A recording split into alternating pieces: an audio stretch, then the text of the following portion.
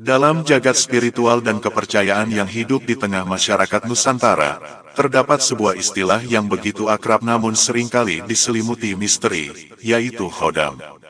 Kata khodam berasal dari bahasa Arab khadim yang berarti pelayan, penjaga, atau pendamping.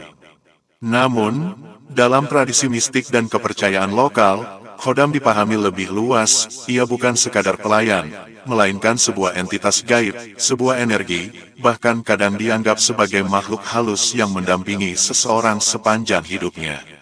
Sebagian orang meyakini bahwa setiap manusia sejak lahir sudah ditemani oleh khodam bawaan. Khodam bawaan ini bukan sesuatu yang diminta, melainkan hadir sebagai bagian dari takdir. Ada yang percaya ia hadir dari garis keturunan, ada pula yang meyakini ia adalah anugerah dari Tuhan sebagai penjaga batin.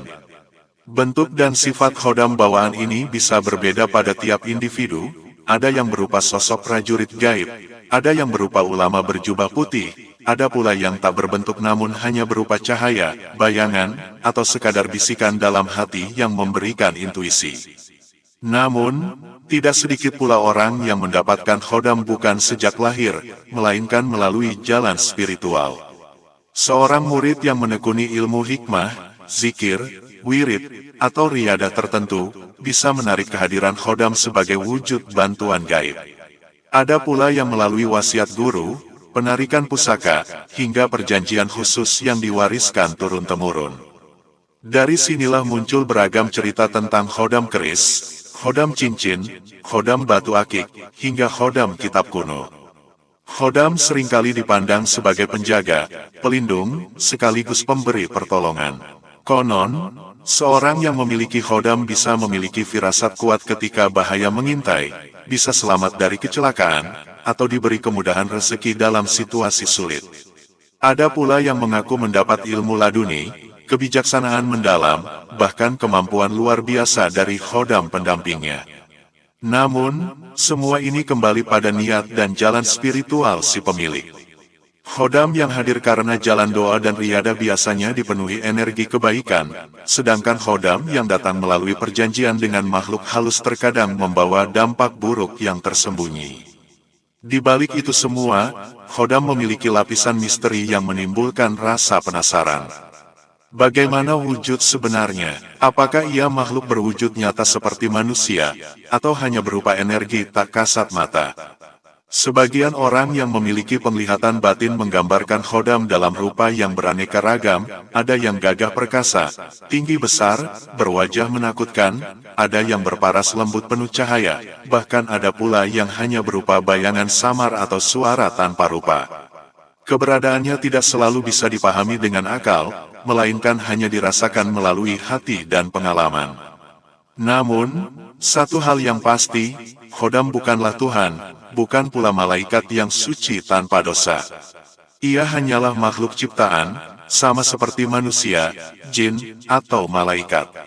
Karena itulah, seorang hamba sejati diajarkan untuk tidak bergantung penuh pada khodam. Khodam hanyalah perantara, sementara tempat bersandar sejati tetaplah Allah yang Maha Kuasa. Jika seseorang terjebak dalam kesombongan karena merasa memiliki khodam sakti, maka khodam tersebut bisa berubah menjadi ujian yang menjerumuskan. Ada pula sisi kelam dari khodam. Tidak semua khodam membawa kebaikan. Sebagian dari mereka bisa menjerat pemiliknya ke dalam kesepakatan gaib, hingga membuat seseorang bergantung secara penuh. Disinilah seseorang bisa kehilangan kebebasannya, karena segala tindakan harus didikte oleh khodam yang mendampinginya.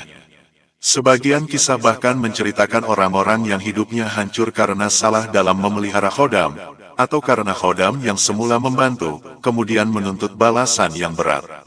Maka, khodam adalah misteri yang berada di antara cahaya dan kegelapan. Ia bisa menjadi pelindung yang menuntun langkah, atau justru menjadi belenggu yang merusak kehidupan. Semua tergantung pada niat, amal, dan kesungguhan hati seorang hamba dalam menjaga tauhid dan tidak menyekutukan Allah. Pada akhirnya, narasi tentang khodam akan selalu hidup di tengah masyarakat, dari kisah-kisah kiai, dukun, spiritualis, hingga cerita rakyat di desa-desa. Sebagian mempercayainya dengan sepenuh hati, sebagian lain menolaknya sebagai mitos belaka.